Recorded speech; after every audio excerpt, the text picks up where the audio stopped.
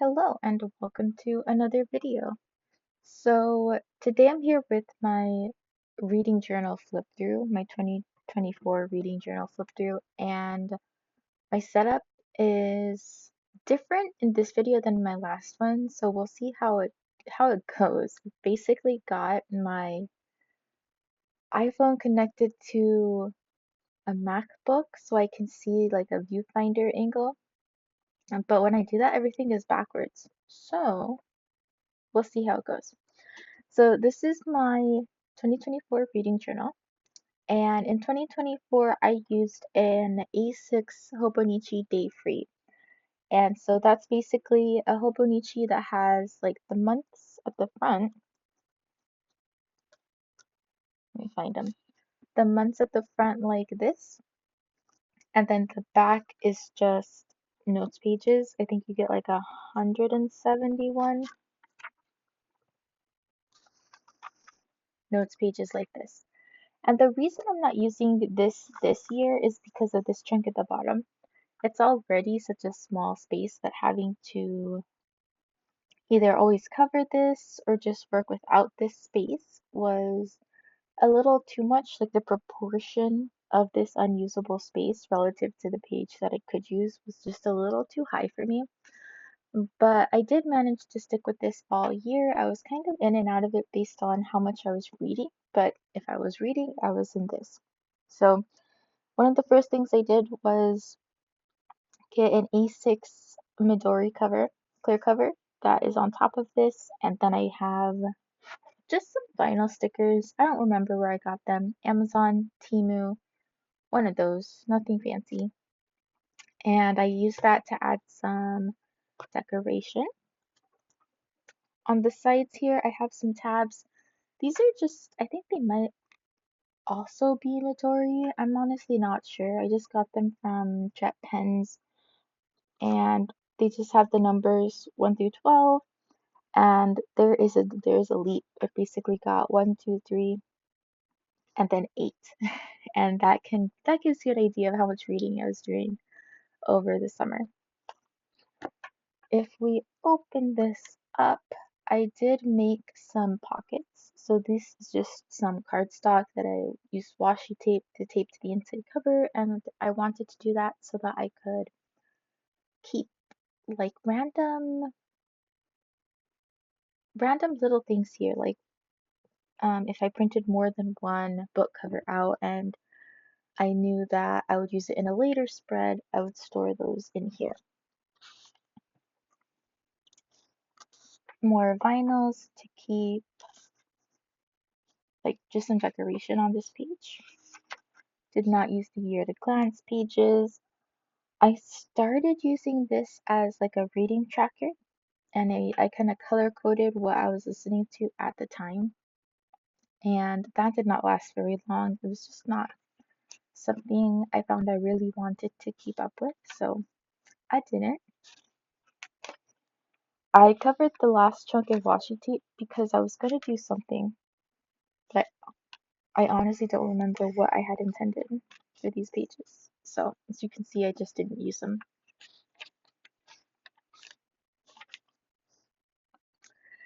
Then starting with the months. So for a while, I was using the months to track reading, where I would just kind of have a color-coded line based on what book I was reading and or what books I was reading at the time. And this was another thing that was just harder to keep up with than it was worth for me to have. So I ended up not using it. Um, I think I used it for the first 3 months or so.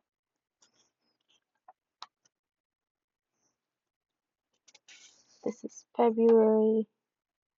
Okay, so I didn't even really get past January. Like, I did not use these months. Another reason I switched out of the Hobonichi is because I realized that these months pages weren't useful to me like I thought they might be. Tried it again when I picked this back up for real in August, but that does not last.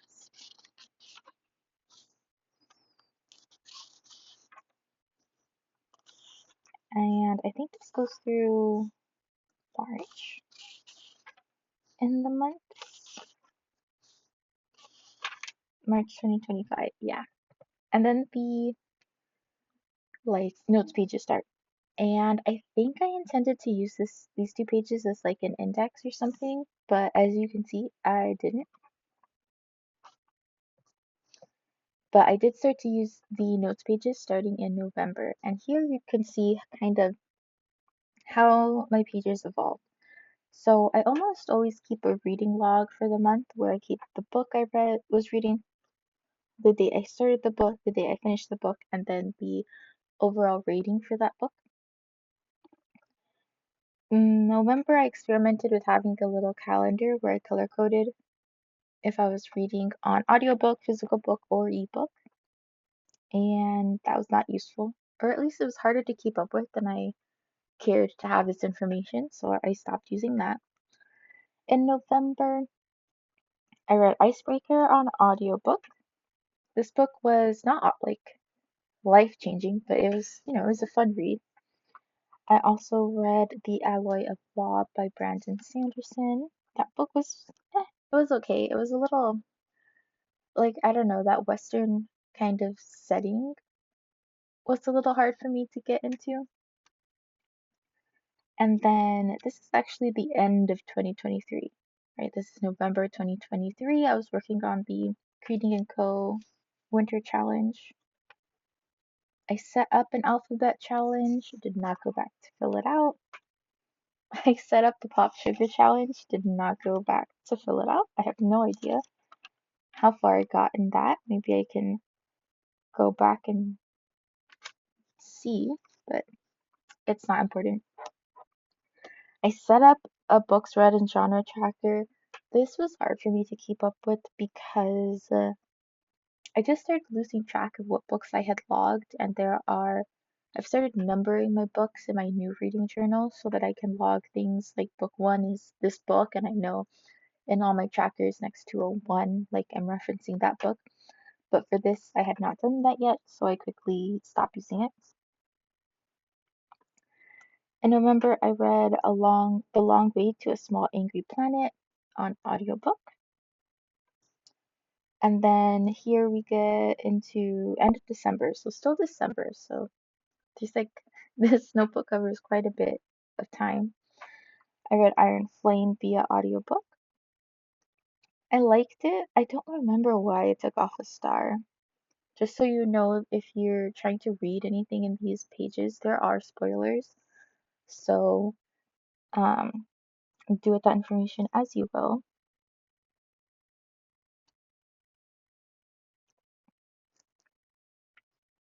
I really liked it. Oh, here it is. The only reason I didn't give it 5 stars was because, and here's a potential spoiler. Violet and Xaden's prolonged communication conflict is really annoying. So there you go. That's why I did not give it 5 stars. I read All Systems Red via audiobook, and honestly, I don't know. I don't think I gave it enough attention, and I will probably try this book again. Over here, we've got my series tracker that I set up but did not really use. I did start a reread of the Plated Prisoner series because the final book is going to be released in 2024. Yeah, it's out already. So I read Guild via audiobook, Glint via audiobook, and that was December actually. So here I have a wrap up kind of page. I read 4 books, mostly in audiobook, exclusively in audiobook actually in December. And I read most days. So this is actually like a good reading month for me. 4 books is solid. And then we get into the actual like 2024 setup. So for 2024, most of the time I had a cover page for the month. And then we get into what I was reading in January. And for most books, I have a page. So I did 1 page per book. If I really liked the book, 2 pages, and in a very, very rare instances, more than 2 pages. So this is Gleam. This is the 3rd book in the Plated Prisoner series. We've got A Witch's Guide to Fake Dating a Demon. I loved this book. Like I did not expect to like this book as much as I did. It was just very fun. I loved the characters and I thought it was a good time. It's basically about a witch that accidentally summons a demon. Like she's not very good at her magic, and when she's practicing her magic, she accidentally summons a demon and has to deal with that. So that was fun. This is an example of a book where I gave it more than the one page because of how good it was. So this is Divine Rivals by Rebecca Ross. It is about two journalists and how they are they're like rivals, but then they're connected by some magic typewriters and they start communicating, initially not knowing who the other person is, and then like other stuff happens. I don't want to tell you too much. It was very good. And you can see the pages here. I like printed out quotes, I printed out fan art. I really loved this book. The audiobook I thought was very, very good. And I gave it two full spreads. And then I read Red Rising, and this is the second time I've read it, and I literally forgot that I had read it. Like sometime in August, I think, I was thinking, I have to reread Red Rising because the last time I read it was in like 2021, and I didn't like it that much, but maybe I'll give it another chance.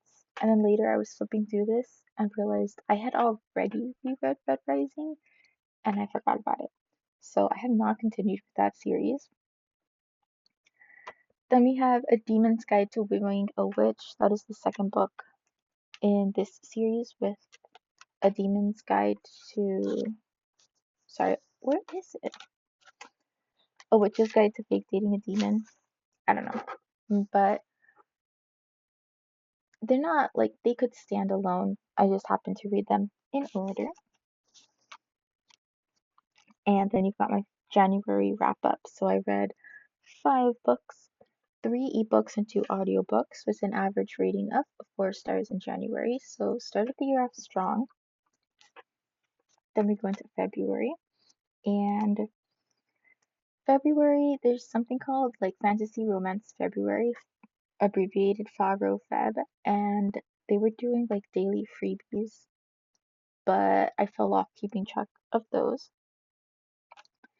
In February, I did listen to the audiobook for lessons in chemistry, and that was really good. I set up this page, and as you can see, I never went back to actually fill it out, but yeah, it was good. It's about basically just a lady that wants to be a chemist, but it's like the mid 1900s, and so she has a really hard time being taken seriously, and it's a good time. I liked it. I think this is March. I didn't even title it. I don't know what I'm doing. So, oh, it's not even March. So I set out for March and then did not use it until August. And I have just here a highlights page of what I was doing in the meantime. I read The Whale Kings and Words of Radiance and Edge Dancer because I started a reread of the Stormlight Archive in order to prepare for the release of Wind and Truth in December. I read Checkmate by Ali Hazelwood, and then it's August. Suddenly it's August. And I jumped back into reading in August, in part kind of fueled by this is when I got the Cobra Libra Color, and I love that e-reader, and so it really contributed a lot to my reading in this last chunk of the year. So in August, like I don't know what I was doing. I read 12 books, and I have never read 12 books in I think in my life. Like this was a lot of reading for me. Some of it was an audiobook, some of it was on ebook. It was a lot. And here I'm trying to rediscover kind of how I want to set up my pages. So I read Bride by Ali Hazelwood, which was a like werewolf romance, which is honestly like she usually writes romances about like just people, like contemporary romances that lean a little more rom-com, and this was a paranormal romance, so this is very different. And it was okay. I gave it 4 out of 5 stars. I don't remember why. In hindsight, I think it was a little forgettable, but at the time I really liked it. Then we've got Wildfire. This takes place kind of after Heartbreaker, and it was cute. It didn't it didn't do anything revolutionary, but it was enjoyable and adorable, and I gave it 4 stars. Then we've got this. I started reading more like thriller and mystery at the end of last year. Not a ton, but more relative to none at all, so that's a pretty big shift.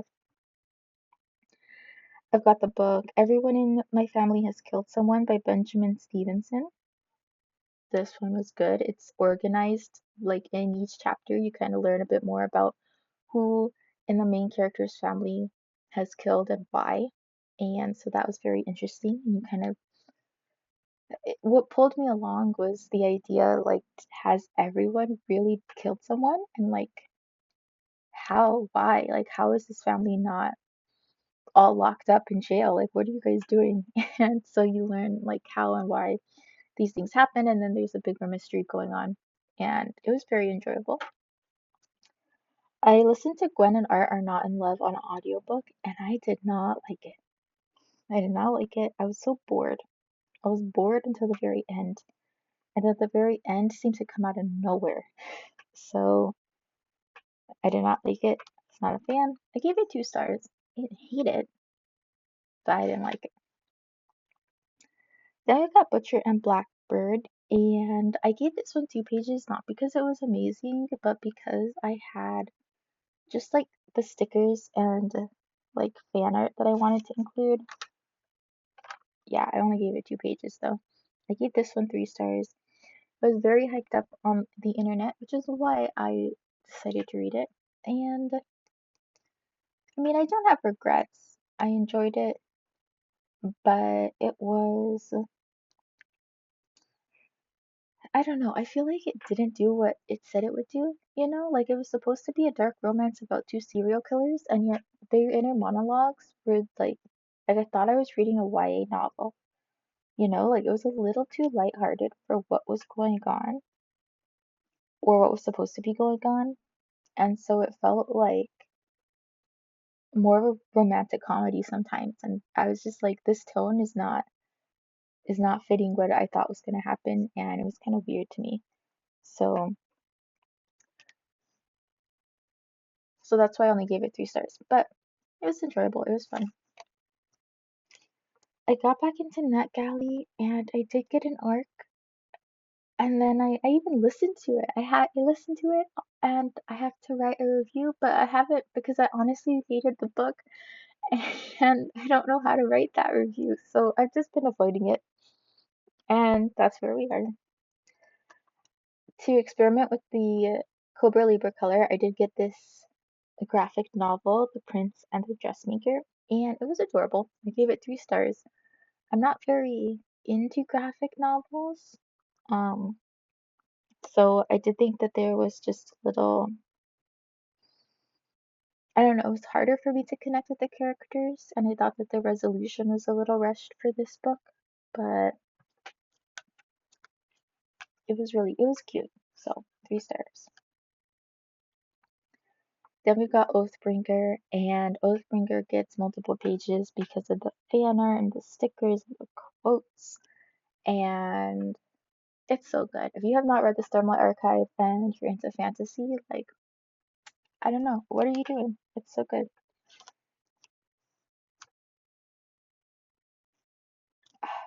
I love it.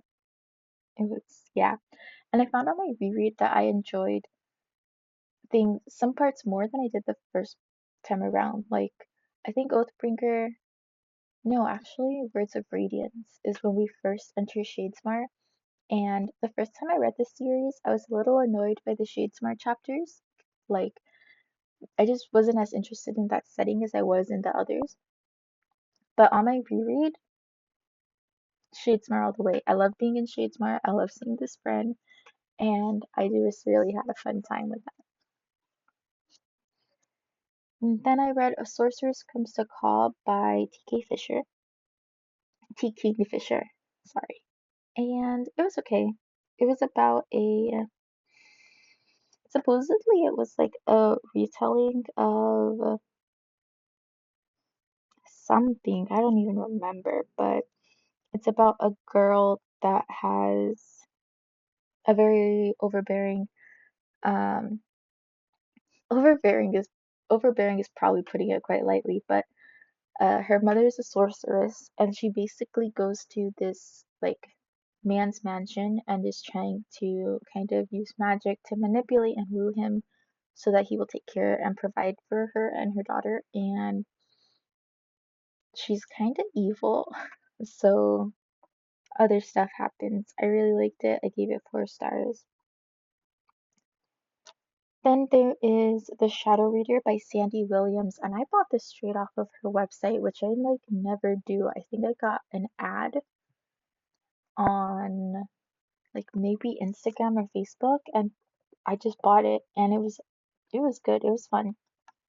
It's an urban fantasy about fairies, so nothing like super new, except I think I really liked the protagonist. There was a lot of action in it, so it was easy to just like read.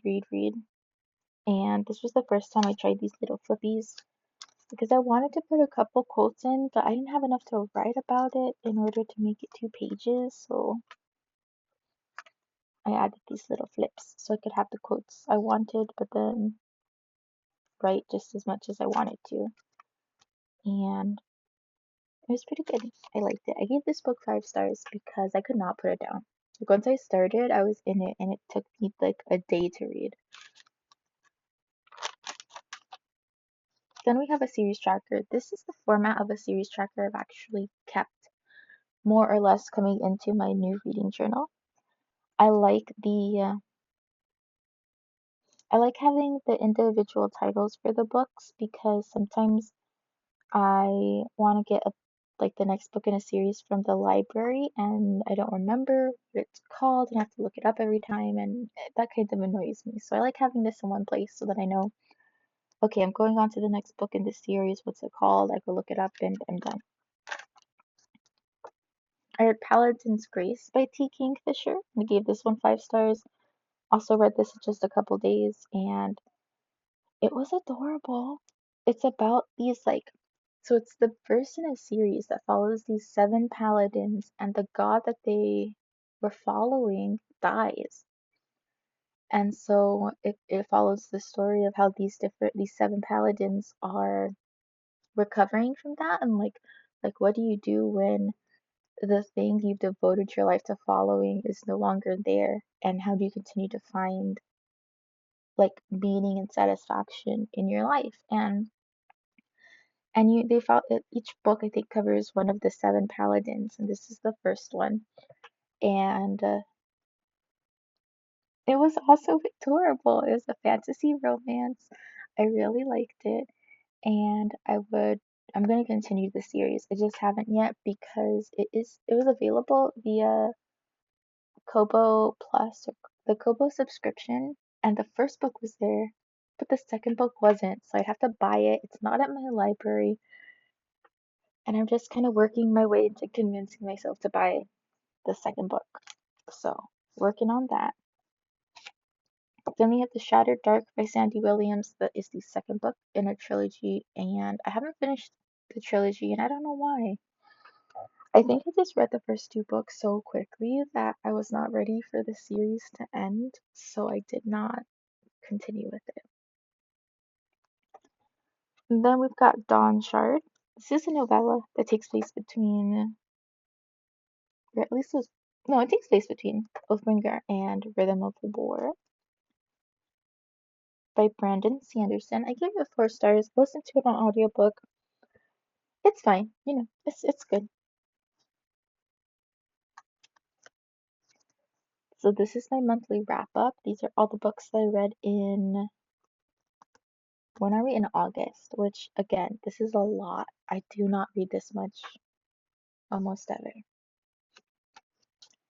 Then we got September. I was experimenting a lot with Canva at this time, so you can kind of see that in how I change the backdrops. And in September, I read 3 books. Oops. I read Wicked Beauty by Katie Robert. This is a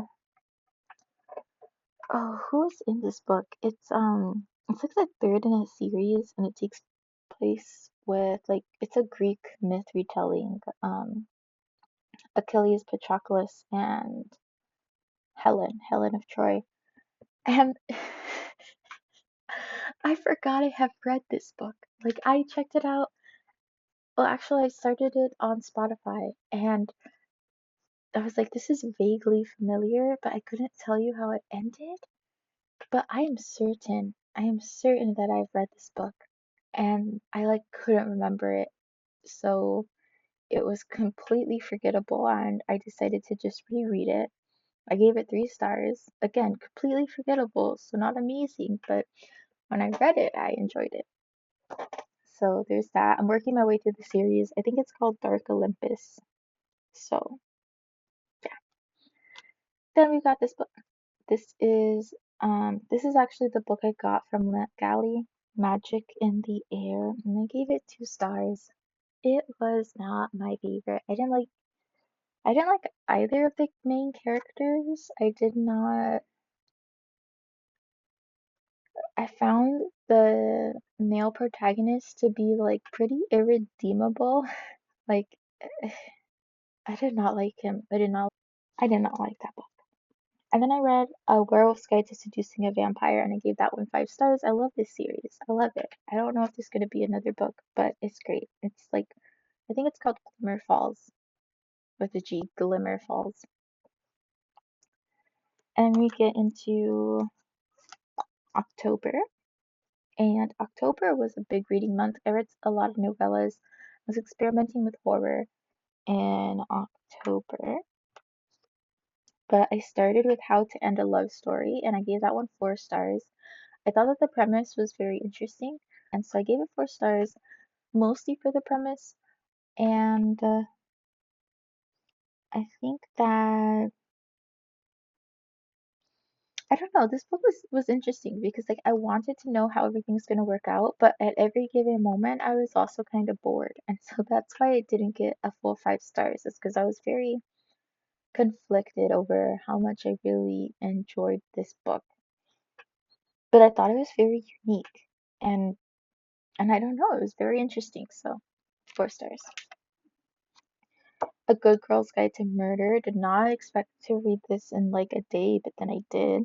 Gave it 5 stars.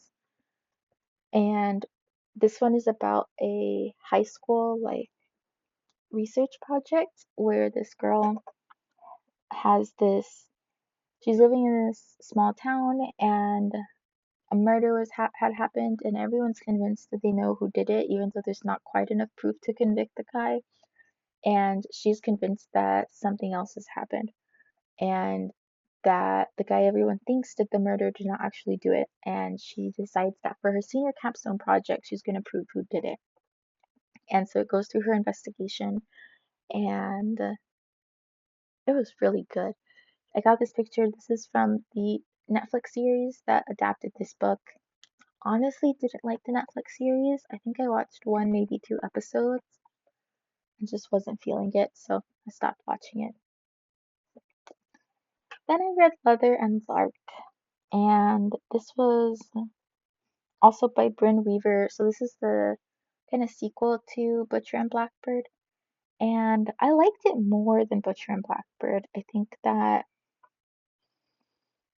I don't know, like the beginning was super weird, but then I really liked the ending. Like I thought the ending was, like the stakes were very high in a very believable kind of way. I enjoyed it. I liked it. I found it very entertaining. And then I read so much in October that I needed more pages of like my general setup. But then I put in too many pages. These are the 2 novellas that I read that are based in horror. I listened to the audiobooks on my way to visit my sister. The first one was Guillotine by Delilah S. Dawson, and I gave that one 4 stars. This one is about a like really, really rich family, and they invite like one of the sons invites this girl with him to vacation on their island, and everything is like super high clearance security. Like she's not allowed to have her phone or cameras or any contact with the outside world. There's no internet, and they say it's like for privacy reasons, and it's like just super sketchy as soon as she gets onto the island. And so the question really is like, what is this family hiding, and what's going on? And so that one is really good. But even better was Bloom. Same author, Delilah S. Dawson. And I gave this one 5 stars because I literally couldn't stop thinking about it. Like days later, the ending just absolutely haunted me. Like I've just, I don't know. It was good. Like it kind of felt kind of slow, and for a while you're like, what is the horror piece? But like I felt like I could guess early on what the twist was gonna be, but watching the main character kind of careen towards it was insane. So I really like this novella. I would reread it. It was a good time. Then I read Starter Villain by John Scalzi, and the only other book I've read by him is The Old Man's War, and I read that one in college on my boyfriend's recommendation. I did not super love it, though he thinks I read it wrong. And I read Starter Villain because he was reading it. He ended up DNFing Starter Villain. He got like halfway through it and was like, this is kind of boring. Like, I don't know that I want to keep reading it. And I was like, let me try. And so I read it, I finished it, I gave it 3 stars. It did not get better. It was kind of boring. And I really did not like the ending. I felt like it kind of undid basically everything about the premise. And I did not like it. I thought, not a fan. One Perfect Couple by Ruth Ware. This was a thriller about a series of couples basically goes onto this stranded island as part of a reality TV show, but then a storm knocks everything out and strands them there. And it's just about like how they're trying to survive. And I really enjoyed it. I did not like how at the end, like, I don't know, I feel like most thrillers have some type of like twist ending, and sometimes I feel like the effort to put a twist into the ending is just it's not believable, or it's annoying. Like I did not I don't know. It's hard for me to explain, but this was a fun book. I think that the ending, like the twist, could have just been completely left out and it would still have been a good book. Like I didn't feel anything at the twist, but I enjoyed it. The Pumpkin Spice Cafe was one of my biggest letdowns of this whole year. It was really hyped up. It was described as like Gilmore Girls-esque, and I had just finished watching Gilmore Girls, or like we were maybe midway through Gilmore Girls. I don't know, but we had been watching it for a while. I have never watched Gilmore Girls before, and I was deep into it. All right, I love Gilmore Girls. I wanted more of the world, and this was supposed to have similar vibes, so I was like, let's do it. I was so bored. I was so bored. I was so bored. I The main love interest was frustrating. There was no development of side characters. The main mystery had just the most anticlimactic resolution ever. I was not a fan. I gave it 2 stars. There's that. Continuing on with reading about thrillers. So this was called First Light Wins by Ashley Elston, and I gave it 3 stars. It was okay. I I thought it was entertaining, but it was a little I feel like we it was a series of like flashbacks and present day kind of information, and you only got the flashback right before it was about to be used, and that felt a little contrived to me. Like it made it feel like the author was putting things in just because she needed to use them, and not in a more Like it didn't feel as organic, I think, as it could have been if it was organized just a little differently. But the premise was very, very interesting. Basically, it's this lady that does this a kind of spy or reconnaissance work, I guess, for this mysterious boss. And she's been leading a series of fake identities, and you kind of start to figure out like what work has she been doing, where is she from, who is she, and like who does she want to be, and it was interesting. Gave it 3 stars because sometimes I was bored. Let's see. Then we move into November, so we're nearing the end here. And here I made my reading log bigger. Again, these last few months I've just been reading more than I think I typically do. We have this. I accidentally printed these books way too big, but whatever. I had the space for them. So in November, I read Ruthless Vows by Rebecca Ross. This is the sequel and conclusion to Divine Rivals, and it was good. I gave it 4 stars. I don't think it was as good as Divine Rivals. I think it rehashes some of the stuff from Divine Rivals, and so it didn't really feel.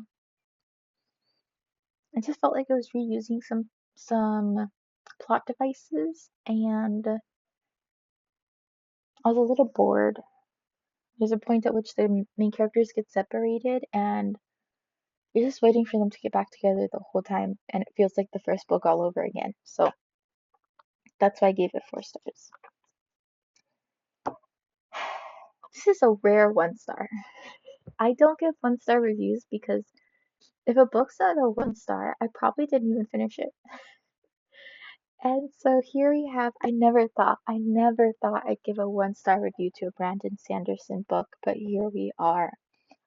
The Frugal Wizard's Handbook for Surviving Medieval England is one of his first secret novels released in 2022, I think. And it took my boyfriend and I like months to get through this book. We would read a chapter or two, put it down, come back weeks later, try another chapter or two, put it down, come back months later. Like, it was so boring. It's like an encyclopedia of medieval England with a sci-fi system that delves into magic in a really weird, ambiguous kind of way. A protagonist narrator that is absolutely insufferable. Like, he's so annoying. And it was not for us, this book. So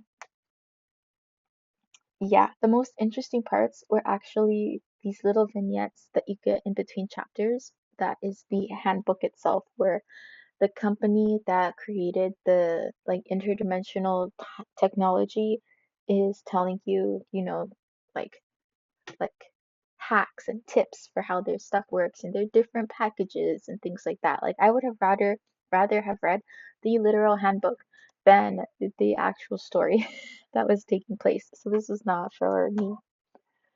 Also in November, I read the audiobook for The Measure by Nikki Ehrlich, and I gave that one 4 stars. It was it was good. I found it very haunting and like it stuck with me, but I also I don't think I would read it again or like super super recommend it. So that's why I didn't give it 5 stars. But this one is about a world where everyone over the age of 22, I believe, suddenly gets a box.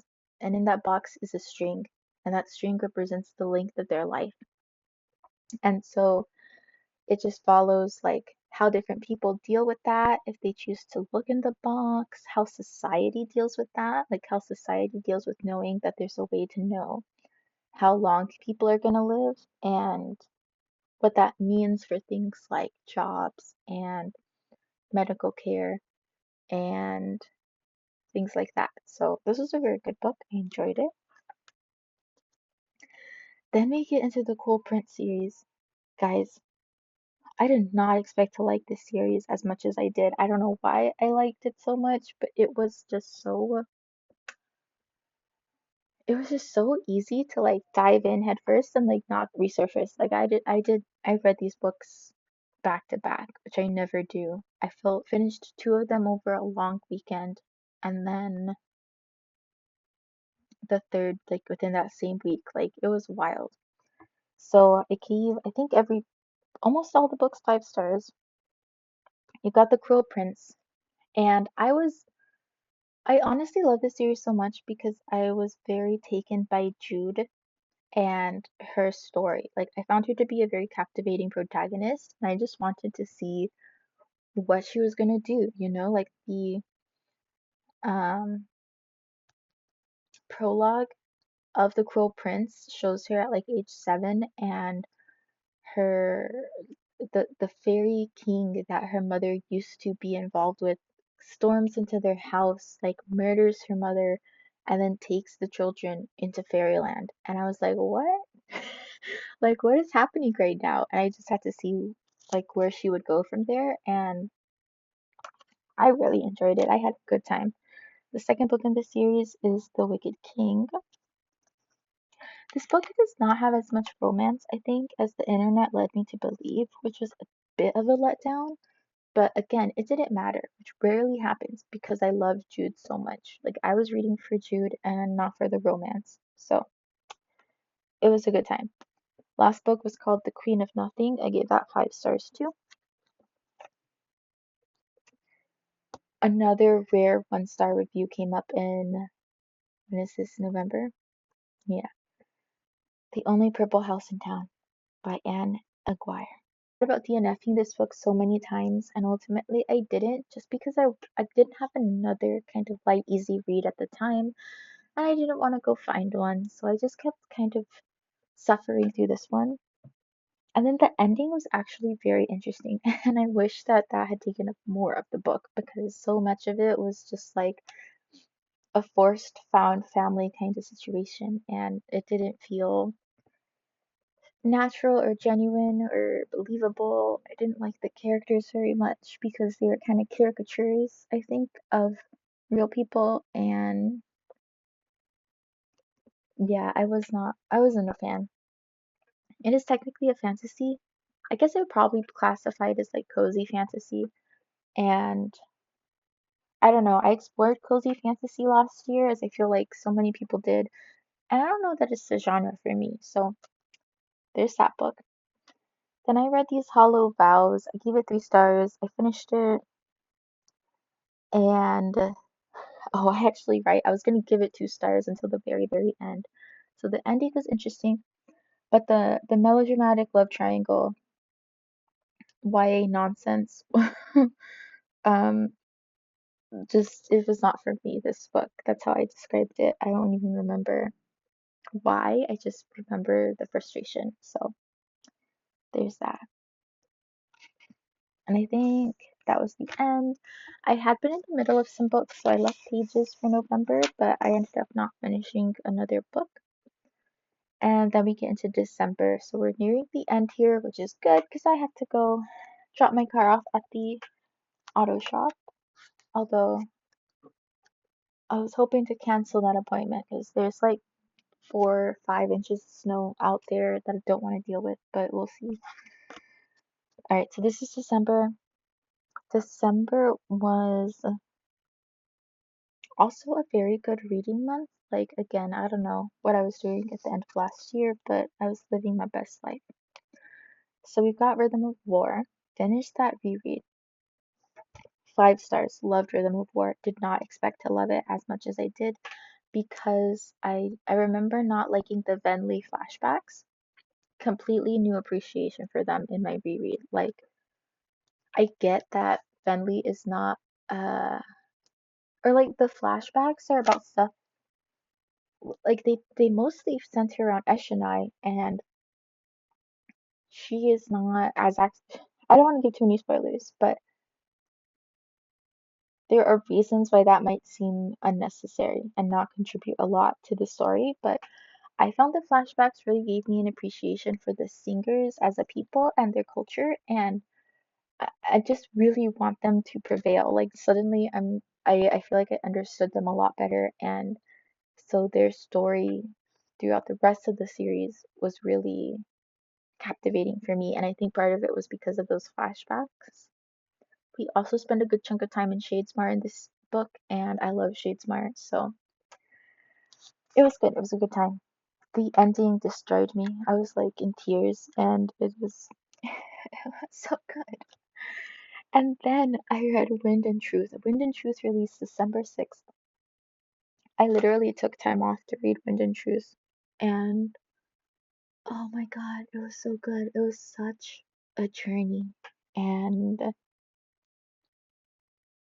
I like it was wild. It was wild, and I love this book so much. It's the end of like the first arc of the Stormlight Archive, so there's going to be another 5 books eventually, but Brandon Sanderson writes so much that there are like 10 other things he's going to do between this book and the next book, and I don't know how I'm going to make it, but I've got to. This is a novella that is available, I think, only on Spotify Audio called Two Can Play by Ali Hazelwood. I gave it 3 stars. I needed something relatively short to listen to while driving to visit my sister for Christmas. It's about two video game developers, and honestly, the reason I knocked off a whole star is because their initial conflict is kind of stupid to me. So that's why I did not love this book, but it was enjoyable. Then I read Part of Your World by Abby Jimenez. I read this on audio, not audiobook, ebook. Also did not love it. It was kind of long, I think, for what actually happened, and the resolution was good, but like the middle, like it was just too long. There was a lot of back and forth, back and forth, back and forth that got annoying when it felt like really painfully obvious to me that the characters were gonna end up together. Like I don't know. So I gave it 3 stars. This book took me by surprise. So this one was Not in Love by Ali Hazelwood, and I really liked this book. I really liked both of the main characters, and I really wanted to see them evolve as people, and I think that they did over the course of the book and over the course of their romance. And it was a little it was a little darker than her usual stuff, but like only in that I was able to take it a bit more seriously, you know? Like I don't think it opens with these disclaimers about how it's like a much darker book than her usual stuff, and I don't know if I agree with that, but it was good. I enjoyed it. Um, it also had a lot to say about like intellectual property, and that whole storyline was very interesting for me, so I like that. And then I read Love Like Farms. Love Like Farms I read in like a day and a half. Gave it 5 stars. It was an adorable romance. Started it on Christmas Day. Really wanted to finish it on Christmas, but I just didn't have the time. And it was good. It was a friends to lovers, and I honestly usually don't. I don't really like friends to lovers. I think it's usually kind of boring in the way it's portrayed, just because I don't know. I guess it's usually the reason I don't like it is because it's usually part of a love triangle with another like third romance, and that was not the case here. Right? It was just these two best friends. They've been best friends, and you can really see their chemistry on the page. So when they get together, you're like, yes. And so I like this book. It's about a Christmas tree farm too, so that's adorable. Then the last book I finished in 2024 was Under Lock and Key by Lena Ferguson. I gave it 4 stars. This one was a um what's it called? It was a fantasy romance. So it's about this I don't know if it's too much to give away, so I won't. I won't go too deep into it, but I enjoyed it. I knocked off a star because the resolution to the conflict was like super obvious. Like the entire time you're learning about stuff happening around the main characters, they're like looking for an object, and there's also this like prophecy thing that comes in, and it's written deliberately vague, and the characters are only interpreting it in the negative way, and I feel like the positive way was so obvious that when the resolution happened, I was like, duh, duh, guys, like, what are you doing? So there's that.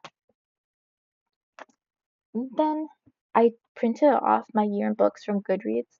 I went in, actually, like these last 2 months, I updated on Goodreads all at once, and then it generated my year in books. So here's my year in books. I read 21,482 pages and 49 books read. I used to set my Goodreads goal for 50 books and I never got close to it. And here I am 1 book away, and that's a little frustrating. But it doesn't really matter. I just, man, okay.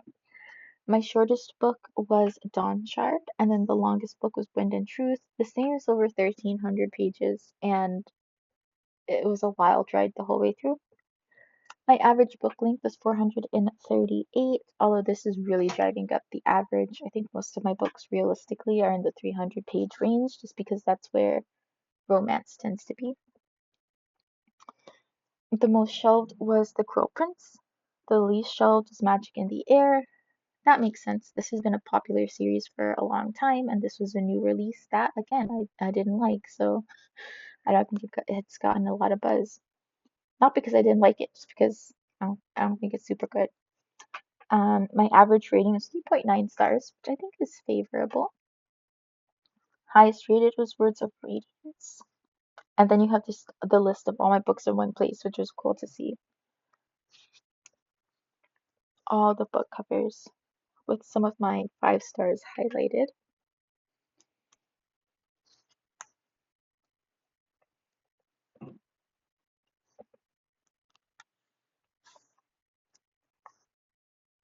And then that's the end. So you get 171 pages, and I ended on 125. So I have quite a few pages left, but also not enough for like a whole other year or anything. So yeah, it's also starting to chunk up. So that's where I'm gonna leave this reading journal. It's the first one I've finished like all the way through in a very long time, and so it was quite exciting, and I'm happy to have this. I think I discovered a lot about how I like to reading journal, which will make my journal this year more sustainable. And yeah, so let me know if you did any reading journaling down in the comments below. If you've got any like favorite books from last year, if you read any of the books I also read, I'd love to chat with you about them. And I guess I'll see you next time. Thank you so much for watching. Bye bye.